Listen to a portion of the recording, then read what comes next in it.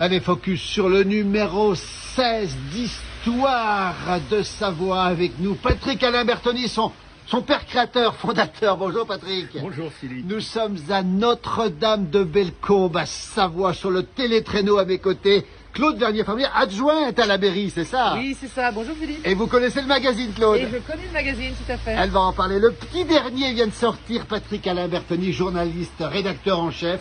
Le numéro 16, on rappelle, Histoire de Savoie, magazine d'actualité d'hier et d'aujourd'hui. Un petit bijou avec encore une fois, des choses qui sortent de derrière les fagots, Patrick Alain Bertoni. Oui, qui sortent de l'ordinaire, en tout cas. C'est la philosophie, si j'ose dire, du magazine. Voilà, Savoie, Haute-Savoie, Val d'Ost, un petit peu de l'autre côté aussi de la frontière. Et dans ce numéro-là, alors, on va commencer par un coup de cœur que vous avez, avec un artiste que tout le monde connaît, c'est Florent Pagny. Florent Pagny qui a vécu en Pays de Savoie et qui vient de sortir, on va le rappeler, Pagny par Florent. Et Patrick Alain Bertoni, vous lui avez concocté, rappelé son histoire et ses liens avec la Savoie, c'est ça hein? Effectivement, il est né dans votre pays, en Bourgogne, à Montchanin, d'une famille originaire de Montchanin, né à Chalon-sur-Saône, à la maternité. Et puis son père et sa mère ayant trouvé du travail à Bonneville, en Haute-Savoie, il est venu y habiter quand il était préadolescent. Et donc, il était un petit peu turbulent. Oui. Mais c'est là qu'une famille, la famille Drone, qui tenait une discothèque à Bonneville, au lieu-dit la Côte-Dio, le Lutte, lui a donné sa chance. Il a débuté à Bonneville. Hein. Exactement. C'est là la première fois qu'il s'est exprimé sur scène devant un public. Et après, effectivement, il gagnera le radio-crochet à chaque étape du Critérium du Dauphiné libéré 1975. Il y aura 2 vainqueurs bourguignons, Thévenet sur le vélo et Florent au micro. Et au micro. Et alors Patrick Alain Bertoni, c'est un secret pour personne. Vous le connaissez aussi. Vous avez été proche de lui et vous lui consacrez là, vous racontez tout ce qui se passe ici. C'est bien ça, Patrick Alain Bertoni?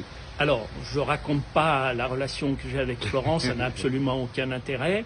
Ce qui est intéressant, c'est de mettre en avant la famille Drone, qui lui a vraiment donné sa chance, notamment Marcel, et il en parle dans sa biographie, au début et à la fin, car il ira voir Marcel Drone à l'EHPAD où il s'éteindra quelques semaines après, à l'EHPAD de Bonneville. Florent, ce n'est pas quelqu'un qui oublie les gens qui lui ont donné sa chance, et en l'espèce la famille Drone. Voilà, et il parle de vous d'ailleurs, on va le dire, dans le livre Pagny par Florent, aux éditions Fayard, si je me trompe pas, c'est ça hein? Oui, mais ça, c'est pas très important. Hein, alors, pour retrouver tout ça, c'est dans le magazine. C'est passionnant, l'histoire de Florent Pagny, d'ailleurs. On lui fait un coucou. Faites-lui un petit coucou à Florent, parce qu'il va certainement vous voir sur cette vidéo. Bonjour, monsieur Florent. Quelqu'un que vous aimez beaucoup, il faut le dire aussi. Que j'aime beaucoup. Que vous aimez beaucoup. Et puis alors aussi, vous avez déniché, alors c'est un Léopold, c'est un cantonnier, c'est ça? Ouais. Il va avoir la Légion, hein, la Légion d'honneur, on va le préciser. Et ça se passe du côté du col du Petit Saint-Bernard. Alors ça, c'est aussi une histoire extraordinaire. Ah oui, alors il tenait ce qu'on appelait une cantine qui dépendait des ponts et chaussées, c'est-à-dire qu'il était à la fois cantonnier sur la route, il était à la fois hébergeur pour les voyageurs qui passaient le col à l'époque à pied, et puis en même temps secouriste.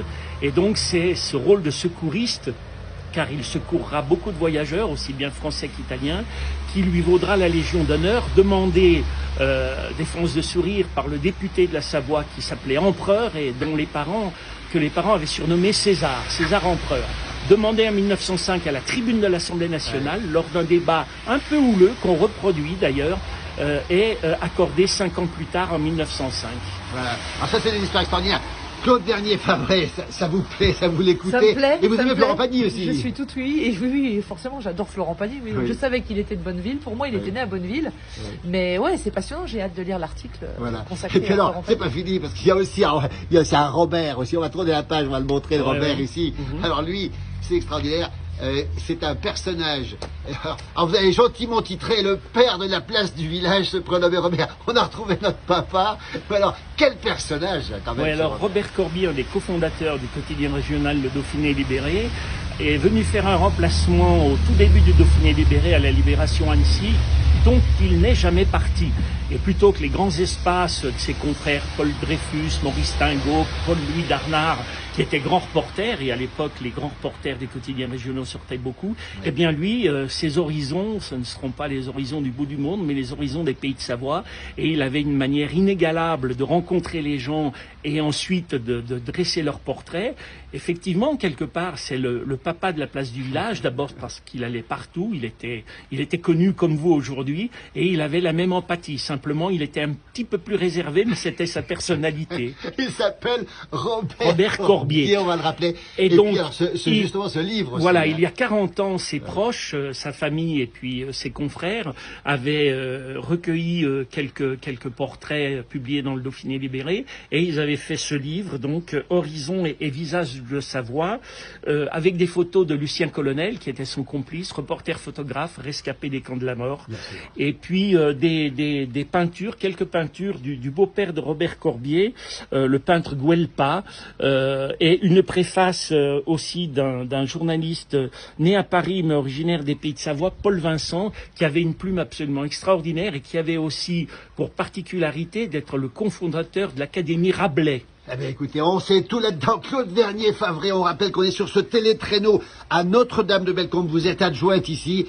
L'histoire, finalement, qui se lit là-dedans, on est sur cette histoire, Claude Vernier, ici. Tout à fait. Le télétraîneau, première remontée mécanique de Notre-Dame-de-Bellecombe. On est avant la guerre, en 1937. Il y aura un sujet bientôt là-dessus. Alors, dans le 17e numéro, il y aura un sujet, je ne vous dévoile pas son contenu, c'est secret, sur Notre-Dame-de-Bellecombe. Oui, d'accord. On n'en dit pas plus.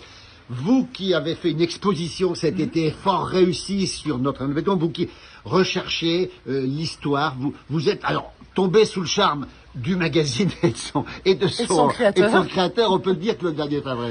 Tout à fait, j'ai découvert ce magazine et son créateur lors d'une manifestation à Sallanches qui s'appelle La Savoie dans tous ses états. Oui. Et, Génération Savoie, on va le Génération rappeler Savoie, voilà. Oui. Et donc je suis allée acheter un coup d'œil sur ces magazines et on a discuté et j'ai été passionnée par tout ce que Patrick m'a raconté, quoi. Et puis je voyais la Maurienne en gros dessus, donc ça a attiré un petit peu mon attention. Parce que la Maurienne, c'est là d'où je viens. Donc adjointe, on le rappelle, professeur d'anglais au lycée d'été d'Albertville et passionné d'histoire. Pour vous, ce magazine, il faut le dire, hein, c'est important, c'est plus qu'un magazine, ça se conserve, hein, c'est ce que vous dites. Hein. Alors exactement, et puis ça se lit comme... Enfin, je veux dire, c'est quelque chose qu'on va reprendre en permanence. Moi, j'ai attaqué le précédent, donc c'est le numéro 15, alors c'est ça, ou 16, le 15. J'ai vu qu'il y avait l'histoire d'une institut, hein, je suis enseignante, donc je suis allée lire l'histoire de cet institut qui a fondé le Parti communiste, qui était de Saint-Félix. Et puis donc j'ai lu cet article qui est très très riche. Je l'ai posé et puis je pense que je vais le reprendre à un autre moment pour découvrir autre chose. Eh bien, écoutez, merci à tous les deux. On rappelle qu'on le trouve ce magazine. Patrick Alain Berthelot vient de montrer encore le numéro 16 qui vient de sortir partout dans toutes les bonnes Savoie, Haute-Savoie, et puis par abonnement également. On mettra le lien, beaucoup d'abonnés, on le rappelle, et puis aussi, surtout, on découvre plein de choses. On n'a pas tout dit ici. Il y a des photos magnifiques sur ce petit train entre Saint-Gervais et le Châtelard et dans le Valais. C'est absolument magnifique. Il y a plein de choses à découvrir, et puis il y a une cloche aussi pour un bâton avec le général suisse. On n'en dit pas plus. Merci Patrick Alain Berthelot. J'avais un petit mot. En tant qu'adjointe à la culture, justement, j'incite sur le territoire arlysaire, toutes les médiathèques et les bibliothèques municipales à s'abonner. Notre-Dame-de-Bellecombe vient de s'abonner au magazine. Parce que c'est à la fois pour les gens du village, mais c'est surtout pour les personnes qui viennent nous voir et qui vont découvrir la petite histoire dans la grande histoire. Donc voilà, le message est passé sur Arlysaire, dont je fais partie. Merci beaucoup Claude Vernier-Favre. Merci à un magazine qui s'achète, qui se conserve. Merci Patrick Alain Berthelot. Et bravo, merci. À bientôt. Et on rappelle la place du village, partenaire avec Génération Savoie. Il faut signer, on le rappelle, partenaire de ce très très beau magazine. Merci, félicitations encore. Merci beaucoup. Au revoir, merci. Merci à tous les deux. Au revoir. Merci beaucoup.